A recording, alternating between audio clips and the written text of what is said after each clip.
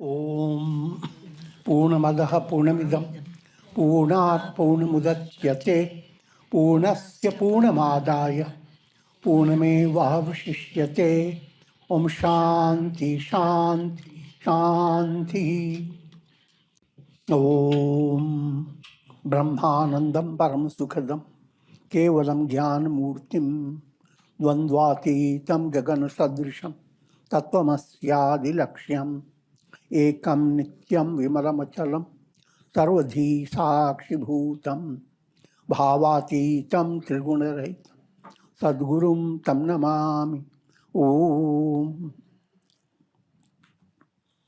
Adorations to Sadguru, who is Brahman, the giver of supreme bliss, embodiment of pure consciousness, one without a second, vast as the ether, infinite, eternal, beyond the three gunas and their modifications, the supreme preceptor. Yoga Vasistha, Sthiti Prakarana, section 18, and the topic is insight into the workings of the mind, and especially highlighted by gaining insight into pure mind and impure mind.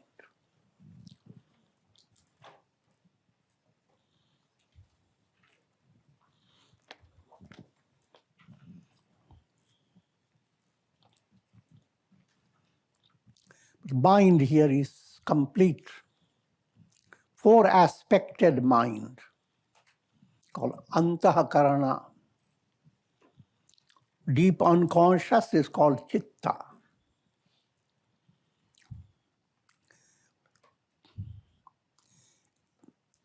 Egoism is called ahamkar. Intellect, buddhi. Manas, mind and senses that bring practical experiences. That's called manas. Manas gives you practical experiences. Buddhi acts as an evaluator. Which experiences to be accepted, which to be ignored, done by your intellect. But intellect and ego have a strange relationship. If you are advanced, you don't listen to your ego. Intellect is the highlighted. Intellect says something, ego bows down. Not so advanced, intellect says and then looks at the ego. You like it? And ego says, no. Then the intellect now discovers foxy rationality to justify what ego wants.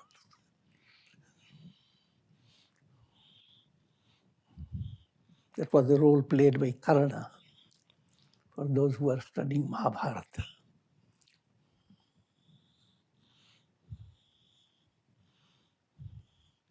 So,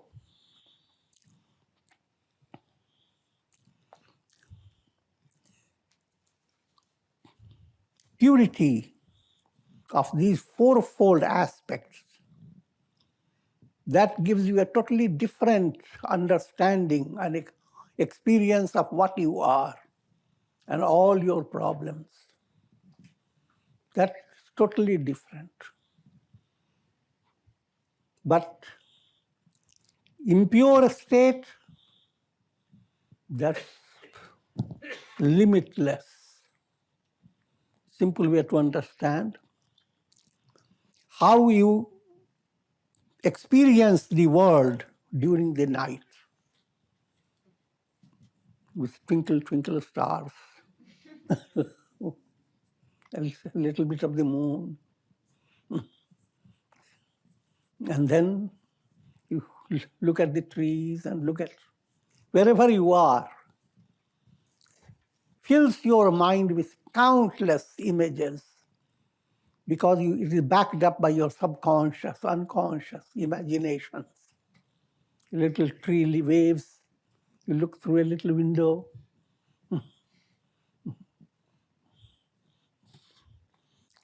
And your mind remembers someone told you there is a ghost living nearby.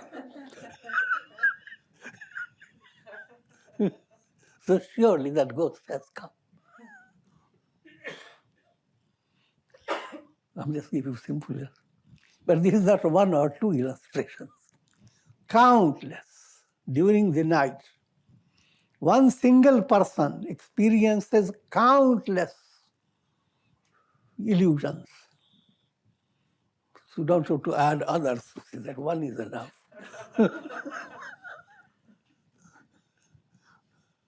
But when light comes in, the sun rises. In the beginning, you dramatize, the sun is sending forth its rays. The Daivi Sampat, divine qualities are emanating. But as that rays begin to march, the entire demoniac race, Nishachar, all that seems to be active in the realm of darkness, they are called Nishachar. They prefer night for their entertaining life. Day is dumb. So all those Nishacharas begin to run away. And then you look for them, where have they run to? You will never know. And if you are doing that, you have not seen the sunrise. Try to figure it out. Negativity is not a reality. No matter how much it may haunt you, you might have experienced through that through many lives. The whole world goes on telling the story of negativity, terror. Mind has become so accustomed to terror that if you go for entertainment, it doesn't give you any terroristic picture. You feel bored.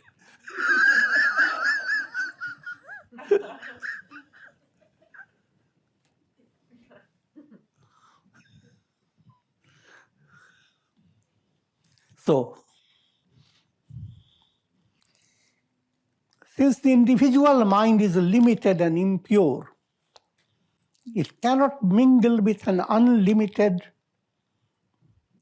or pure mind. There is an insight being given into human relationships. In all relationships, the highlight is you want to be close to people whom you love.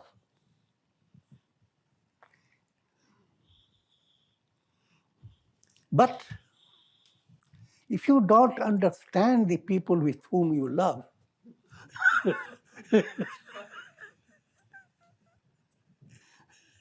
then the relationship is a ship that is risky.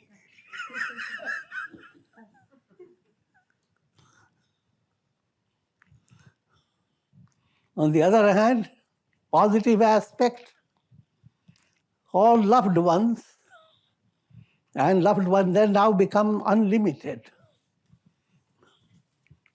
You understand, a deeper understanding what is good. To figure that out is a very prominent point in life, and that's what every home suffers from. In every little detail, a person didn't eat food because he has indigestion. But a loved one says, you have to do it. I cooked for 3 hours for you.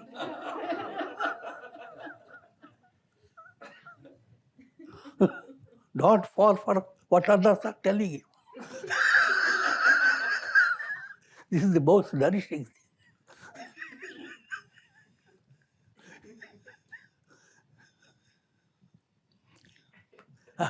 I'm not underestimating. Any good thing you want to do, do it. That's okay. Try to give a little room to understand what will really help the person whom you are loving. So if your mind is not pure, then you are loving your own attitudes, your own concept of what will please you, not what others.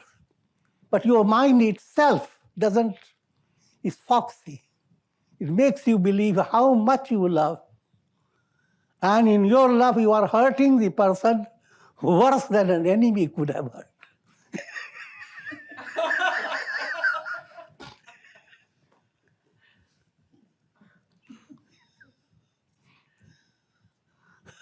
That's called moha.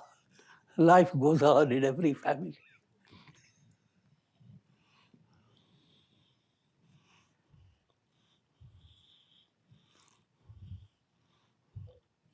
Ideal, pure mind. Mind, greater the purity, greater is your ability to put yourself in other shoes. Instead of just scolding, why are you walking so straight?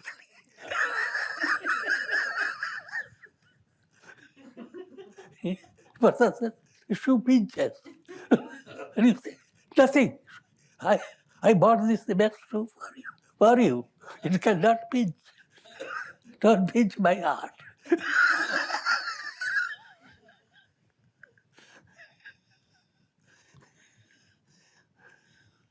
Your mind, you put yourself in their shoes.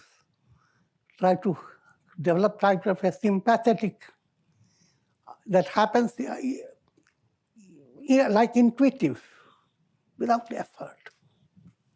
That's the characteristic of pure love, profounder love. But from limited love to profounder love is a progressive movement.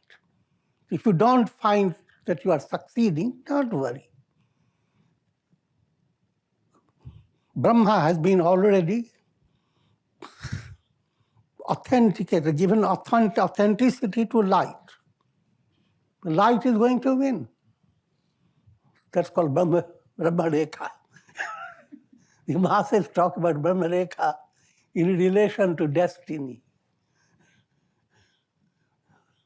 Anything that happens, people say, that was destined. It cannot be avoided. You cannot delete it. So far, science has not discovered anything, any powder or spray to delete what is relocated by Brahma.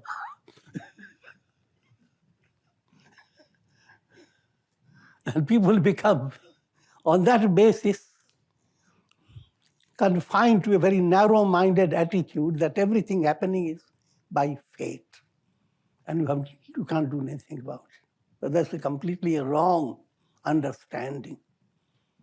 You are the architect of your destiny.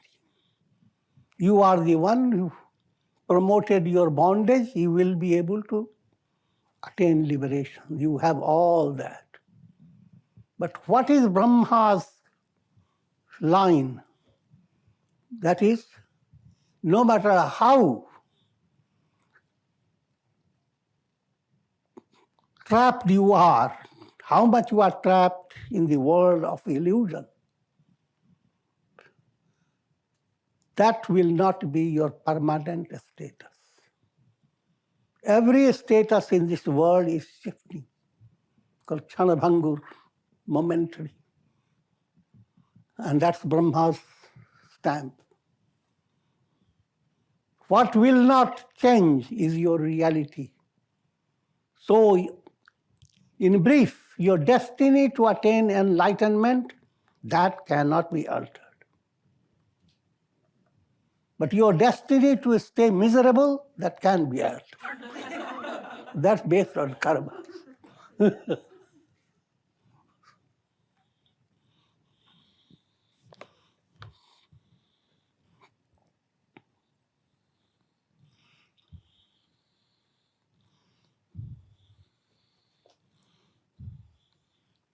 An impure mind is able to mingle with another impure mind to to a certain extent. One fox gets very close to another fox. And they tell foxy stories all through the night. I'm joking. That's the picture of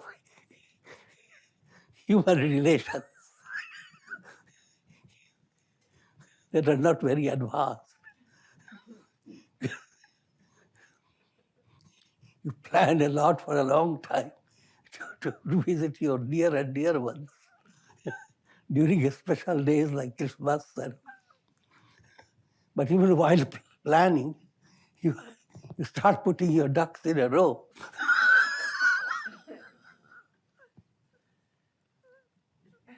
You have figured out what you have to say, how many stories you have to tell, and you have a lot with you. The person who is waiting for you has also planned the same thing.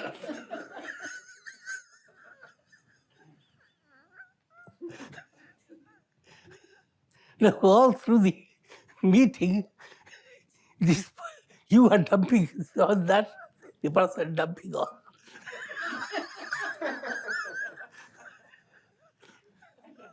And teeth are shining from the lips.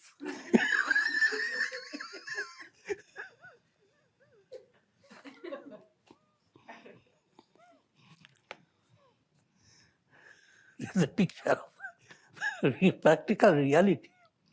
But to be a spiritual aspirant, you have to rise beyond it. You have to avoid unnecessary chit-chatting that has no meaning. Bring those type of chit-chatting that brings a church in your house, real church. That is meaningful, practical, helpful.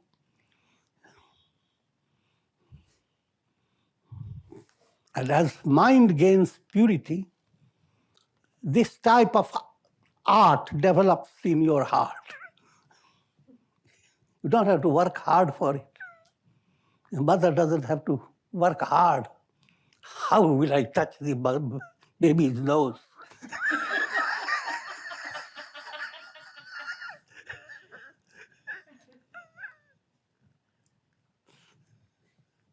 Spontaneous. Greatest of things happen in a spontaneous way. How does the blossom comes?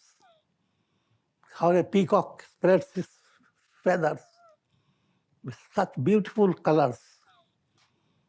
How does a swan soar? Things come with a spontaneity. And most magnanimous, most inspiring things develop on the basis of spontaneity. But where impure mind is constantly trying to play tricks, there spontaneity is dumped. A lot of stress begins to develop. Good things have happened, we're not sure. Use your foxy method.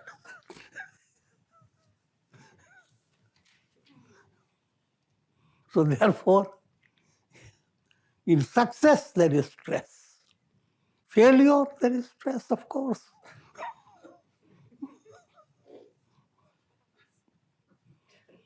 Together it's distress.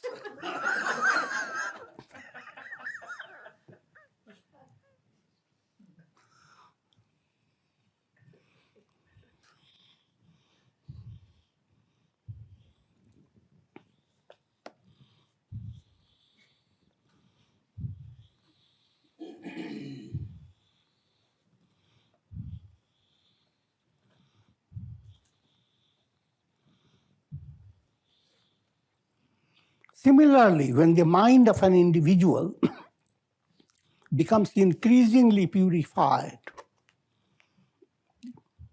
it is then able to mingle with the minds of the enlightened sages, and through their help is able to discover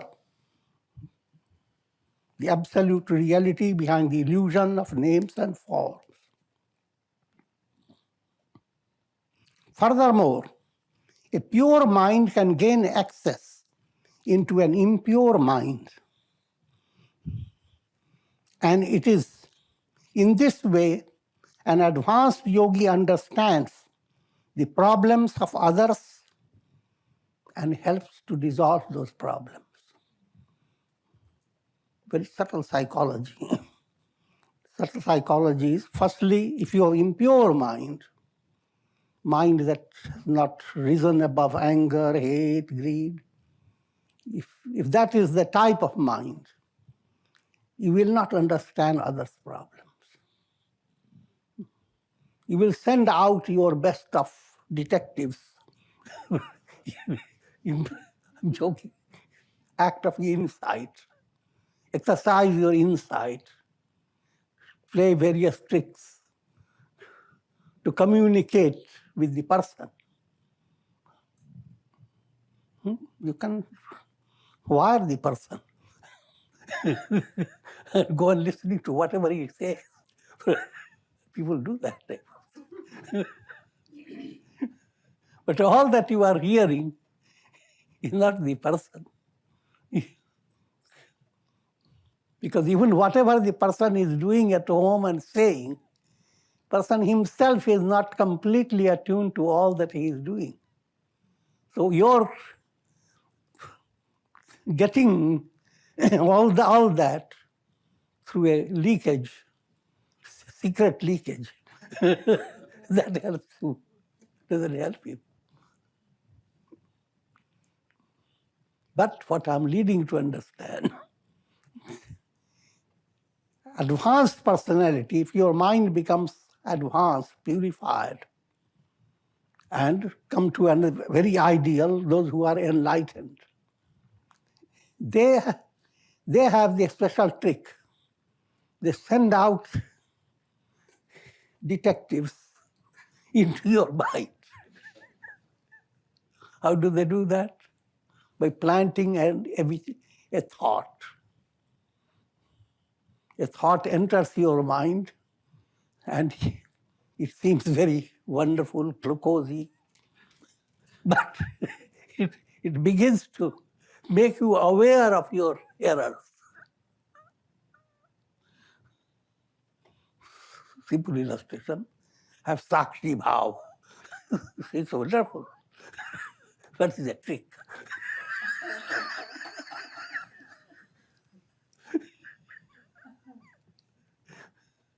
To see yourself not exactly what you are thinking. So allow yourself possibility to evaluate and make a change.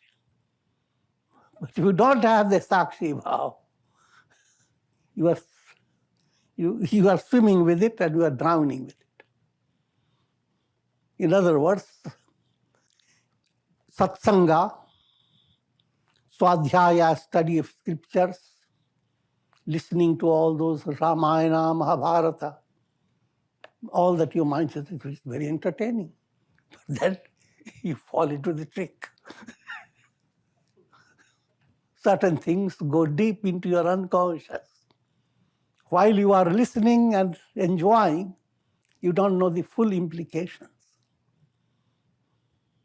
Even the idea, the glory of a name, divine name, japa, satsanga.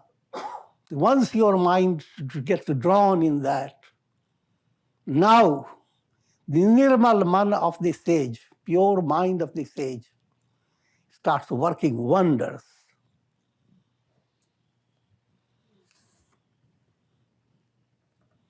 And the more nirmal you are, greater is your ability to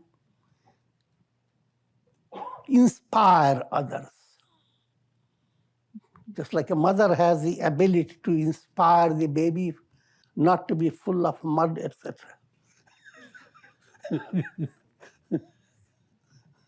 But the mother uses her heart in doing that. May not be all mothers, but that's the motherly mother I'm talking about.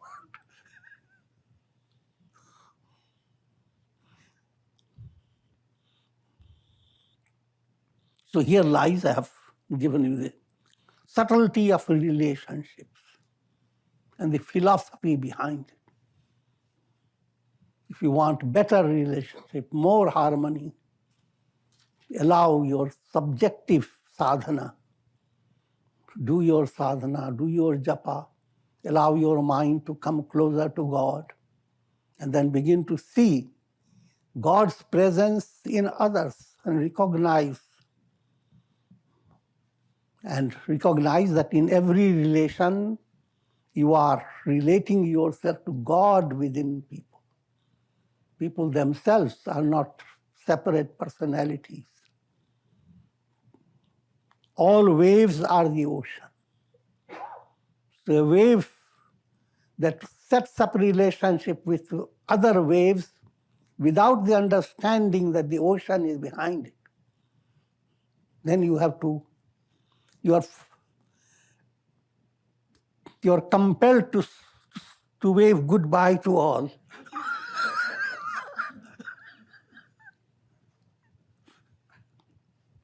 But when you worship the wave, ocean in a wave, there's no waving. Figure that out.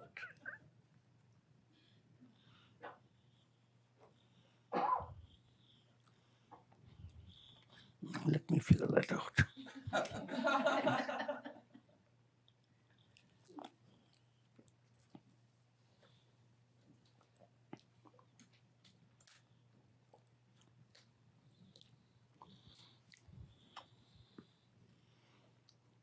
Every soul experiences the three states of waking, dream, and deep sleep.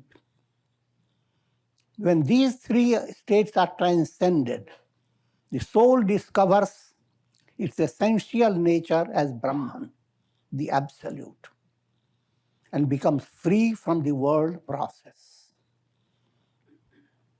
Let me give you broader understanding. Everyone is aware of three states. Waking state is your practical reality. Without being in waking state, you cannot create your karmas, neither can you exhaust your karmas. Waking state is your footing in the world.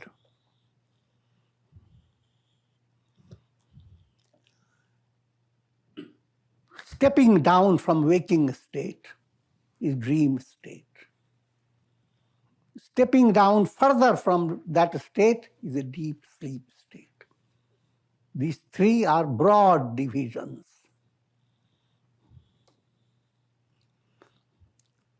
Now, come to understand.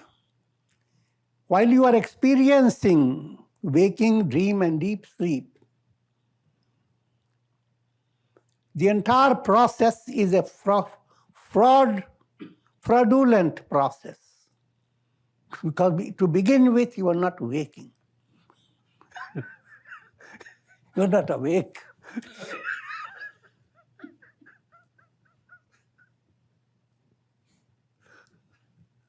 So, already you are at a fraudulent level, going to worse level, dream and deep sleep. All this becomes a negative movement.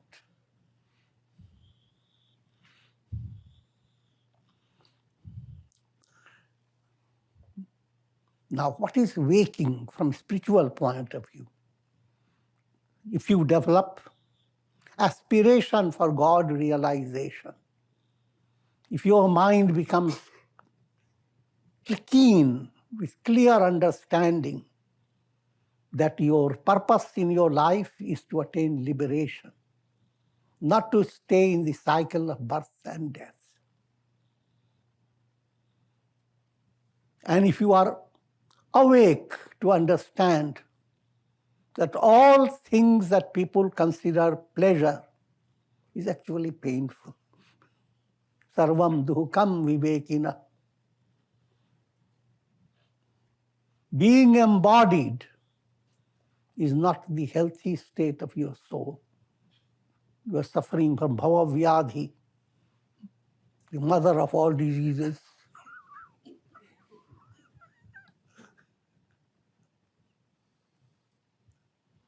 So when you begin to understand that, with qualifications developing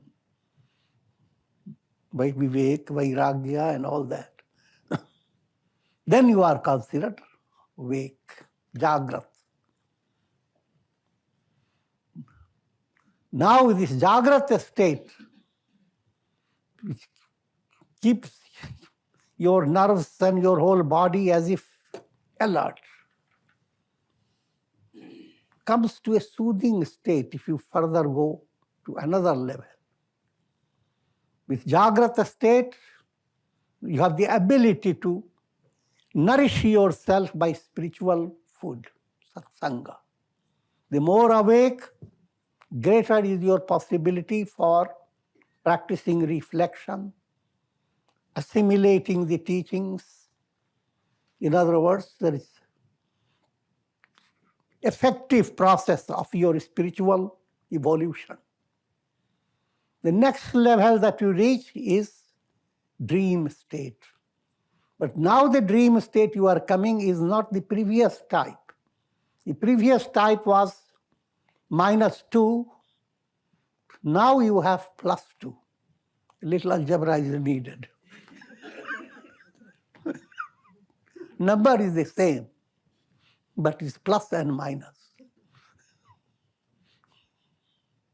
Normally you are awake, but not plus, -1. You go to dream, -2. Go to sleep, -3. I've kept it simple, otherwise much bigger number.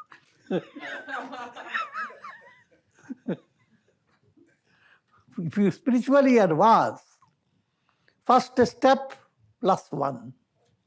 You're waking, and it's a positive awakening. Now, more positive you became, you move to another level.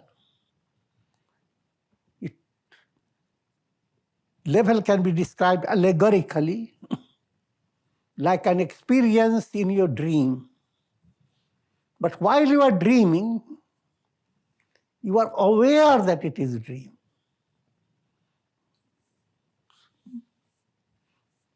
Everyone has that experience, not always. While dreaming, there comes a moment when you are extremely shocked, but then suddenly something develops. It's a dream. It's a dream. Let me wake up. But even though there's some duration of time between your understanding to the dream and to wake up, what happens? The dream continues, but it is not giving you that type of pain and that type of terror. You see your own body being crushed, and you are looking. You are waiting to wake up.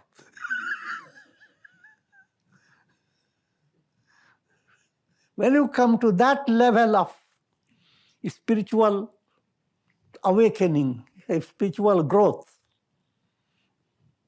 Yoga Vasistha calls it. The first one is called Sattva-patti. This level is called Asam Sakti. Now what happens, once you realize it is a dream, you have no attachment to anything.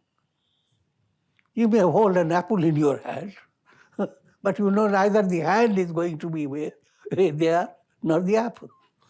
And we're not worried about it. But if you have to face that predicament in daily life, it's the most tragic situation. So even the most tragic situation of the practical world becomes a fading phenomenon in that level. Come to understand, this is the +2 level, not the -2. And that's not enough. Even that dream moves away. and you are gone to deep sleep. Normal sleeping is at -3 level. You moved away from the practical world to such a state where you are, until you wake up, your practical reality, your purushartha is suspended. But now, following the positive movement, you are awake. Now you became super awake because of spiritual understanding that the world cannot drown you. You are like the sky. You can experience all types of things, positive and negative. But they cannot create even a single scratch over your vast body.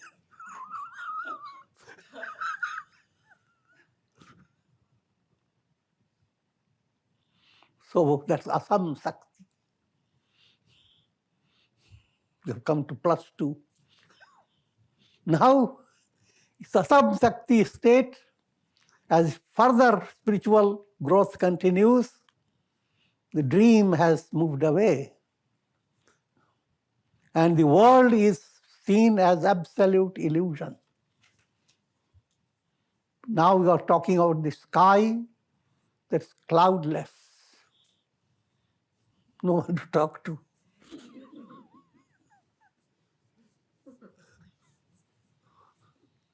Absolute sleep. You leap into sleep. And then that's called +3 state. So understand the -3, -1, -2, -3. Waking, dream, deep sleep for the general masses.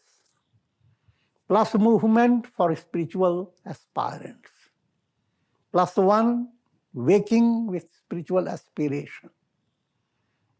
Coming to a stage where you see the world like just a dream. It's not reality. Your heart is not shaken. Third level is not even a dream. It's completely snake on the rope. No snake.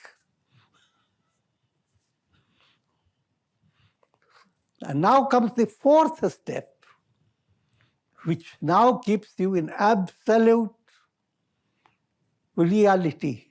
Reality didn't go through all these things. The sun never went through the trouble of becoming a reflection and moving from one part to another. But while you are describing the reflected sun, you describe all different things that have gone on to it. But when all your descriptions terminate and you keep quiet, the question of making a story about the sun does not arise. Sun alone is there.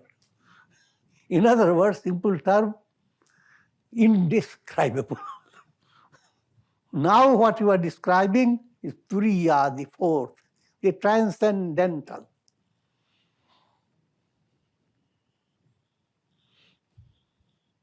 And that,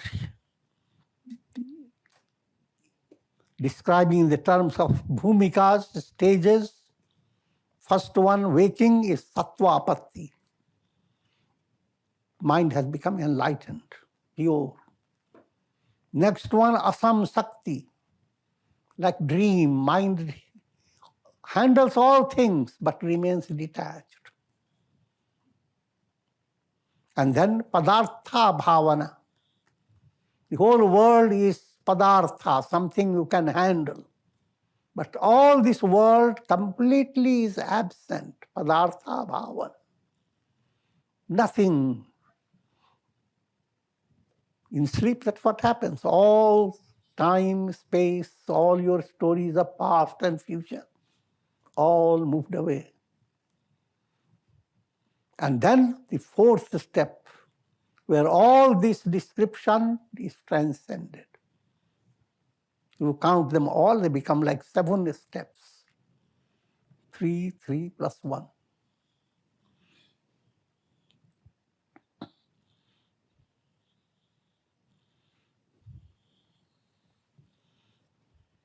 Brahman, who is also called Turiya, is the essence behind all the experiences of the jiva. That's your reality, Turiya. That's described in the terms of Om. A-U-M. A is the waking state. U is the dream state. I'm talking positive. M is the sleep state. And transcending all is the 4th aspect of Om. The sages made this whole profound study very simple. Can't remember anything, just remember Om. And go home.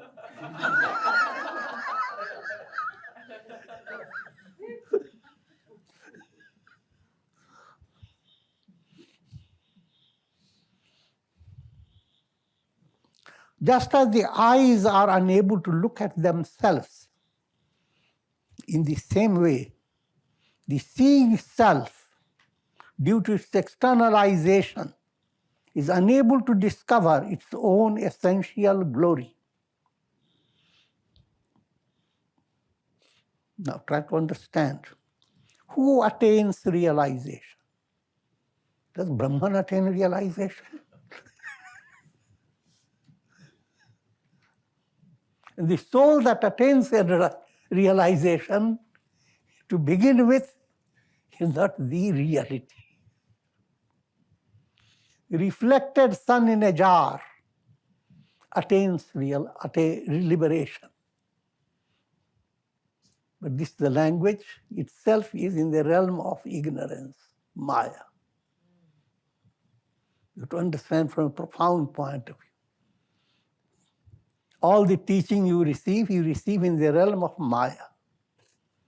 Nevertheless, they have the effect to awaken you, bring awakening, and lead you through 3 stages. You are rigged by a divine plan to get into your head. You're dreaming, but you're dreaming with a subtle rigged movement.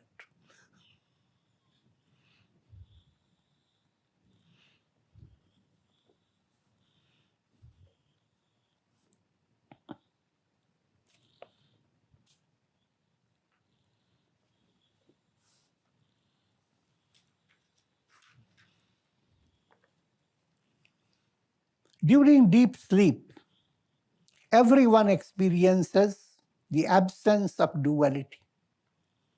But the veil of ignorance is not removed.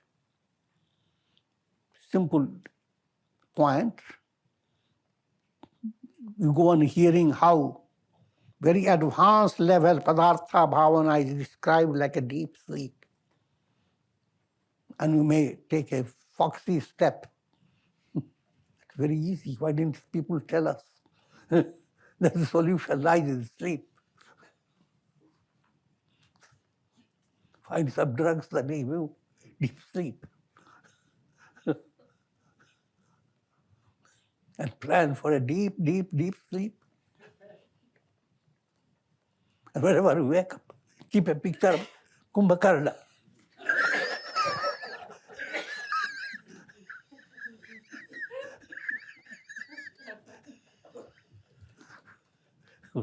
Who slept for 6 months and kept awake for only 1 day.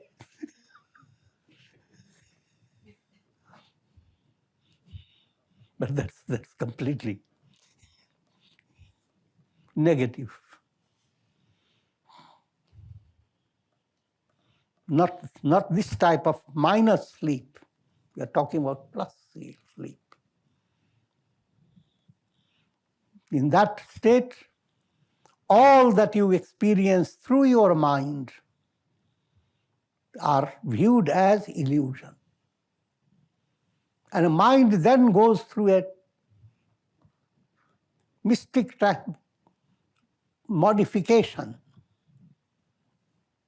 And instead of allowing the soul to be involved within projections, the soul discovers lifting up all projections. That's what I have described. Bhav pratyaya, pratyaya bhav. You watch a cinema show, as long as you are watching and being entertained, understand there is a presence of projection. Presence is there. That's what makes you be entertained and go on eating your popcorn, creating karmas. But the final stage, projection moves away. The whole total projection. But then you are realizing what was there behind the projection. Pure screen. This is screen that was always before your view. But you didn't see the screen. Divine self, pure consciousness, is the screen that's always the reality. But that reality eludes your grasp. Mind starts asking, I see so many things, but where is God? We help the human mind. People said, God is in Vaikuntha. Put their finger up. Look at the Milky Way. Go further up. And there is Vaikuntha. But first you will go Brahma Loka, Vishnu Loka, Loka Loka.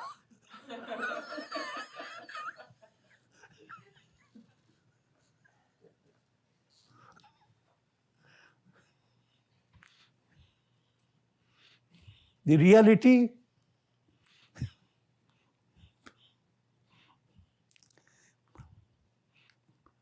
Brahman alone is. The screen is always there. Even though while watching the show, you went far and wide. But all the time you are looking at the screen. A kid nearby who doesn't understand the show, you look at the mother, what are you looking?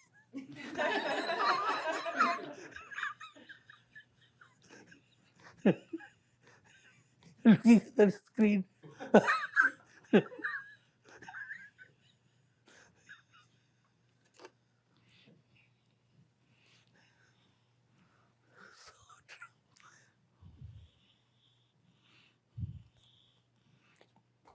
Put it another way to understand. Without awareness, you will not have the experience through your senses. Sense experience through your feelings, three types of experience. Bhur, bhuva, swa. Experience of practical reality. Experience, awareness of pleasure, pain, desires, hopes, expectations, etc., all the feeling-based world. And then awareness based on your thinking, your understanding. All these three types of awareness are illusory refraction of pure consciousness. Real consciousness is going through these three refracted states. So the reality behind all this you experience in three planes is just awareness. And then you ask, where is that awareness? Even if you scratch your nose because of a little mosquito, that awareness is sourced by Brahman. How long will a person will take to go to Brahman? How distant is he? Try to figure out what awareness. Can we stay without awareness for even a moment? That awareness. But beware of all these illusions. Don't switch your attention from awareness to illusions. That's Brahman. And nothing happens to that Brahman.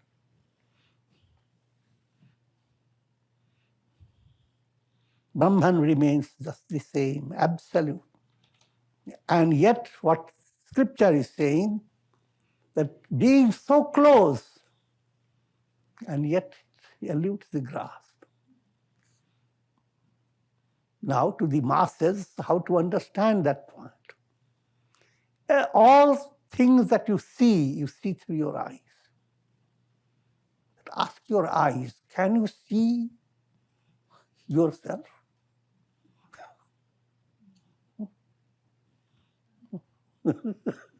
Eyes don't look at their own eyes.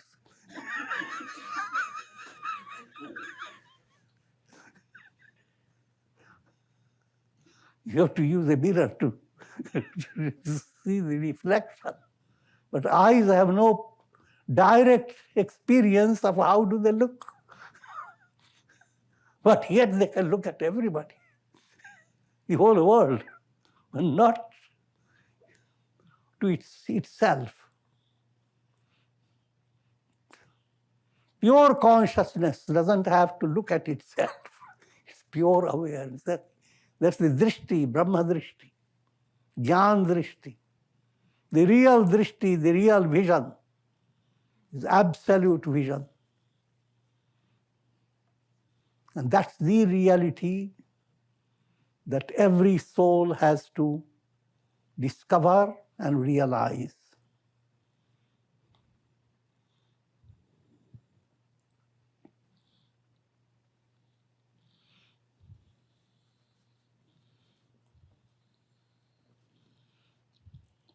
Though Brahman continues to shine like the vast blue sky, yet it is not seen because of the externalized vision of the mind.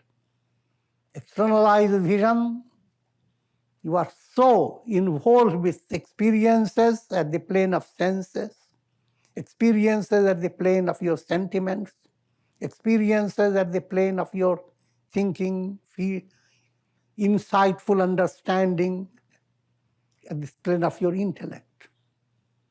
So involved with this awareness that has split itself into three planes that you forget about what awareness is.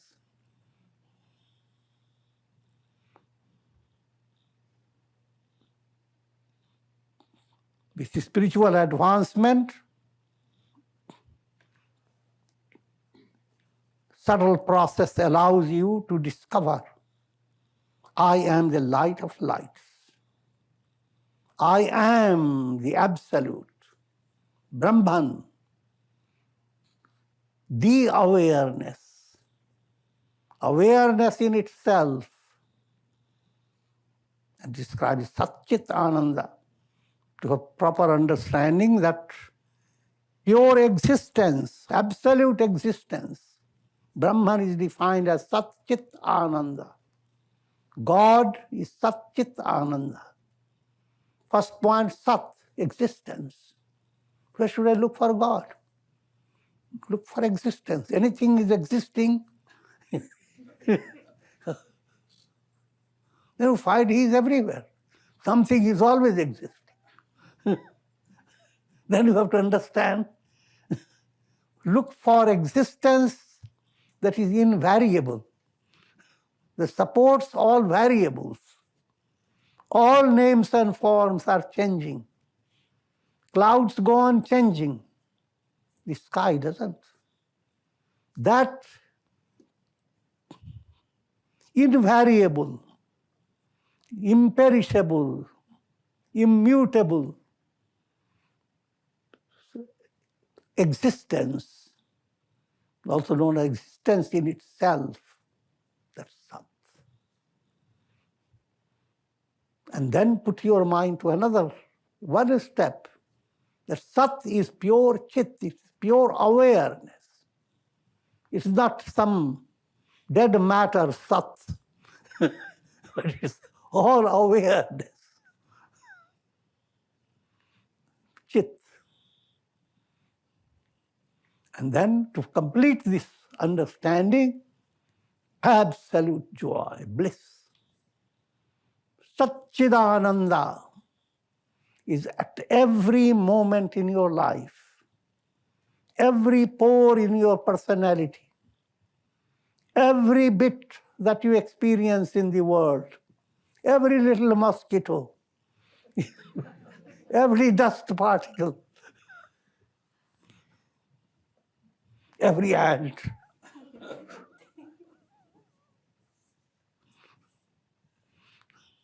And all the worlds and stars, all is nothing but Satchidananda. Aham Brahmasmi. And with this we'll hold off.